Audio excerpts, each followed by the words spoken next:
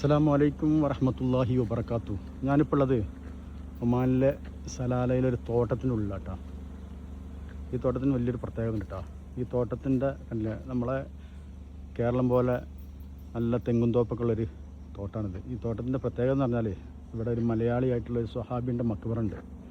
ഈ കാണുന്നതാണ് ആ സ്വഹാബിയുടെ മക്ബറ. ഇത് മഹാനായ താജുദ്ദീൻ റളിയല്ലാഹു അൻഹുവിൻ്റെ മക്ബറയാണ്. നമ്മുടെ നാട്ടിലുണ്ടായിരുന്ന ചേരമാൻ പെരുമാൾ റസൂലുള്ളാഹിൻ്റെ ഹദ്റത്തിൽ പോയി ഇസ്ലാം മതം സ്വീകരിക്കുകയും തിരിച്ചു വരുന്ന സമയത്ത് ഒമാനിലെ സലാലയിൽ ഇറങ്ങി ഇവിടെ താമസമാക്കി ഇവിടുന്ന് മരണപ്പെടുകയും ഉണ്ടായിട്ടുള്ളത്. അപ്പോൾ അവരെ മക്ബറയാണിത്. കണ്ടില്ല, നമ്മളെ നാട് പോലെ തന്നെ നല്ല തെങ്ങും തോപ്പൊക്കെ നിറഞ്ഞ ഒരു തോട്ടത്തിനുള്ളിൽ ഒരു മക്ബറ. നല്ല തെങ്ങ്, പപ്പായ, അതുപോലെ തന്നെ